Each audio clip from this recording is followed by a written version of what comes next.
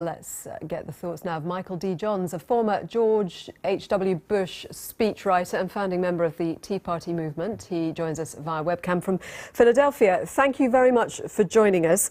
Well, we heard from Sally Yates previously saying it's all about independent advice to a president, and if an attorney general thinks a president is doing something unlawful, they have to speak up. Did she do the right thing? Yeah, I'm not even sure her statement really said that specifically. I thought it was very vague as it related to whatever constitutional objections that she might have had toward this. So I wasn't clear cut. Well, she said she doubted the legality of it. She said, yeah, but there's no specificity offered with that. Frankly, the constitutional issues that would apply in this case are,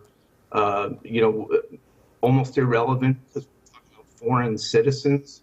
And, and also the Attorney General serves at the pleasure of the president. I mean, it's certainly the right of any citizen or organization to bring a lawsuit, as the American Civil Liberties Union has done here.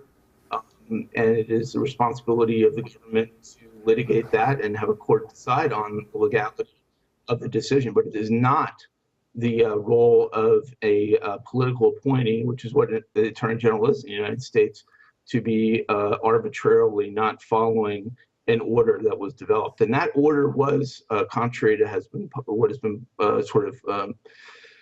largely reported. Was very there was a lot of legal input into that order, including from the Justice Department, other divisions within the Justice Department. So, frankly, her replacement is completely warranted, and I think from her perspective, it would have been better if she had simply resigned.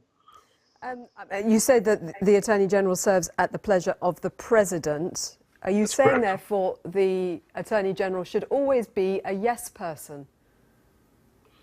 Well, no, I think the Attorney General has undeniable independent authority. They use great discretion in what cases they do and do not bring. We certainly saw that in the Tea Party movement when the last Attorney General failed to bring really any charges as related to unlawful targeting of our movement.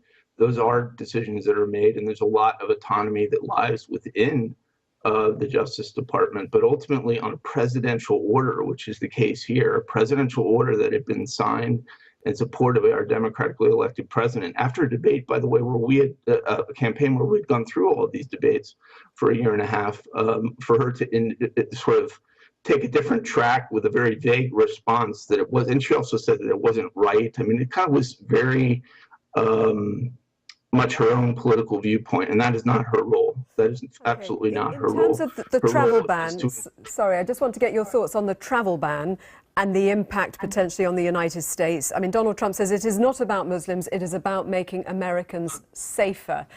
Obviously, there are a lot of people who speaking out saying that they're concerned it's actually not making Americans safer. Do you believe that this travel ban does make Americans safer, or do you have any fears at all that it could be counterproductive, it could be a recruiting sergeant?